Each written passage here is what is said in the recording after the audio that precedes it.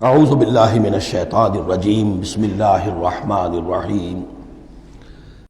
سورہ بقرہ کے 5ویں رکوع سے اور 14ویں رکوع تک تو مسلسل بلکہ 15ویں رکوع کی بھی پہلی 2 آیات شامل کرنی ہوں گی۔ یہ 10 رکوعوں سے 2 آیات زائد ہیں کہ جن میں خطاب کل کا کل بنی اسرائیل سے ہے۔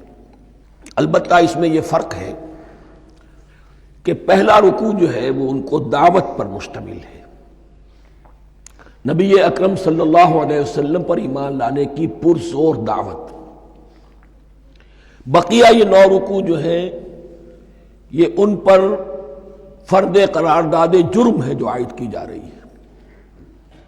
ہم نے تمہارے ساتھ یہ احسان و اکرام کیا، تم پر یہ فضل کیا، یہ کرم کیا، تمہیں یہ حیثیت دی، تمہیں یہ مقام دیا، تم نے اس طور سے اپنے اس مشن کی خلاف ورزی کی، اپنے مقام اور مرتبے کو چھوڑ کر اور دنیا پرستی اختیار کی۔ یہ جو 9 رکوع ہیں ان میں بنی اسرائیل کی تاریخ کا تو یوں سمجھیے کہ ایک بہت بڑا حصہ اور نمایاں اس کے فیچرز آئیں گے، لیکن یہ سمجھ لیجئے کہ اصل میں یہ امت مسلمہ کو بھی ایک پیشگی تنبیہ ہے کہ کوئی مسلمان امت جب بگڑتی ہے تو یہ چیزیں اس میں آ جاتی ہیں۔ چنانچہ احادیث موجود ہیں حضور کی، لَيَأْتِيَنَّ عَلَىٰ أُمَّتِي مَا أَتَىٰ عَلَىٰ بَنِي إِسْرَائِيلَ حَزْوَ النَّعْلِ بِالنَّعْلِ۔ میری امت پر بھی وہ سب حالات وارد ہوں گے جو بنی اسرائیل پر آئے، بالکل ایسے جیسے ایک جوتی دوسری جوتی سے مشابہ ہوتی ہے۔ ایک اور حدیث میں فرمایا لَتَتَّبِعُنَّ سُنَنَ مَنْ قَبْلِكُمْ، تم لازماً اپنے سے پہلوں کی پیروی کرو گے۔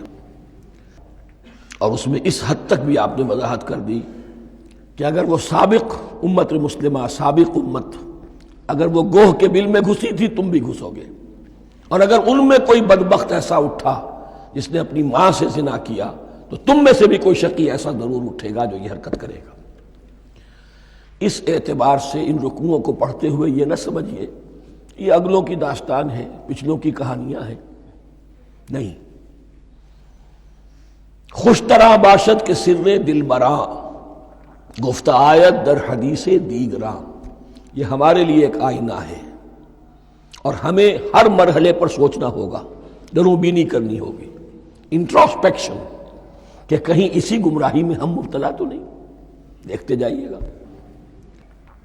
دوسرا نقطہ پہلے سے یہ سمجھ لیجئے، یہ جو 2 آیتیں میں نے 6 رکوع کی تلاوت کی ہیں، بعین ہی یہی 2 آیتیں 15ویں رکوع میں آئیں گی، اور اس کو یوں سمجھیے کہ یہ 2 بریکٹس ہیں۔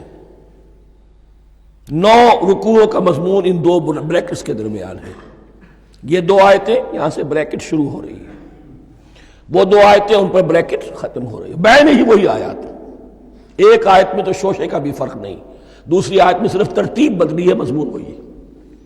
اس کے مابین جو کچھ ہے، اس سے باہر یہ جو 5واں رکوع تھا، اس کے مضامین گویا کہ ضرب کھا رہے ہیں بریکٹ کے اندر کے سارے مضامین سے۔ یہ حساب کا بہت ہی عام فہم سا قاعدہ ہے، بریکٹ کے باہر کوئی رقم لکھی ہوئی ہے جس کے بعد کوئی زبر، کوئی جمع یا تفریق اگر نہیں ہے تو وہ ضرب کھائے گی، بریکٹ کے اندر جتنی بھی ویلیوز ہیں ان کے ساتھ ضرب کھائے گی۔ تو گویا کہ ہر قدم پر حضور پر دعوت، ایمان لانے کی دعوت اس پورے معاملے میں موجود ہے، اس لیے کہ اس میں بعض آیتیں ایسی آ گئی ہیں، ایک زیادہ نمایاں ایک کم نمایاں، جن سے کچھ لوگوں کو مغالطہ ہوا یا کچھ لوگوں نے فتنہ پیدا کیا جان بوجھ کر۔ یہ فتنہ ایک بار پیدا ہوا تھا اکبر کے زمانے میں، دین الہی کی شکل میں، کہ صرف خدا کو مان لینا، آخرت کو مان لینا اور نیک اعمال کرنا نجات کے لیے کافی ہے، کسی رسول پر ایمان لانا ضروری نہیں ہے۔ یہ صوفیاء میں بھی یہ فتنہ بہت بڑے پیمانے پر آیا۔ مسجد مندر ہکڑو نور، مسجد میں اور مندر میں ایک ہی نور ہے، سب مذاہب ایک ہی ہے، سارا فرق جو ہے شریعتوں کا ہے، عبادت کے ظاہری شکل کا ہے، وہ ہے رسولوں سے متعلق۔ رسولوں کو بیچ میں سے نکال دیجئے تو یہ دین الہی رہ جائے گا، اللہ کا دین۔ اتنا بڑا فتنہ تھا کہ جب ہندوستان میں سیاسی اعتبار سے، حکومت کے اعتبار سے مسلمانوں کا اقتدار چوٹی پر تھا، کلائمیکس پر، اکبر اعظم۔ اس وقت یہ دین الہی کا فتنہ اٹھا کہ دین محمدی کا اب دور ختم ہو گیا، وہ 1000 سال کے لیے تھا، 1000 سال پورے ہو گئے، اب الف ثانی ہے، دوسرا 1000 سال ہے، اس کے لیے نیا دین ہے، اسے دین اکبری بھی کہا گیا اور دین الہی بھی کہا گیا۔ اور اس میں ایک آیت آئے گی جس سے استدلال کیا ہے کچھ لوگوں نے۔ اس صدی میں پھر یہ فتنہ اٹھا تھا گاندھی کے فلسفے کے ذریعے سے، اور ایک بہت بڑا نابغہ انسان مسلمانوں میں سے، بہت بڑا نابغہ، جینیس، ابوالکلام آزاد، وہ بھی اس فتنے کا شکار ہو گیا۔ متحدہ قومیت، چنانچہ گاندھی اپنی پرارتھنا میں کچھ قرآن کی تلاوت بھی کراتا تھا، کچھ گیتا بھی پڑھواتا تھا، کچھ اپنشدوں سے، کچھ بائبل سے، کچھ گرو گرنتھ سے، معلوم ہو یہ سب ٹھیک ہے، سب ایک ہے، سب لوگوں کو ایک ہونا چاہیے، ایک قوم ہونا چاہیے، مذہب تو انفرادی معاملہ ہے، کوئی مسجد میں چلا جائے، کوئی مندر میں چلا جائے، گردوارے میں چلا جائے، کوئی چرچ میں چلا جائے، کوئی سینیگاگ میں چلا جائے، کیا فرق واقع ہوتا ہے؟ اس کا توڑ یہی ہے کہ سمجھ لیجئے یہ جو 7 آیتیں ہیں 5ویں رکوع کی، یہ ہے بریکٹ کے باہر، اور یہ ضرب کھا رہی ہے مسلسل۔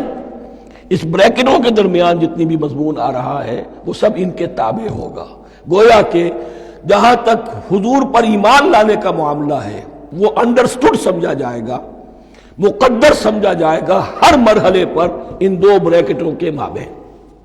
اب چلیے بسم اللہ۔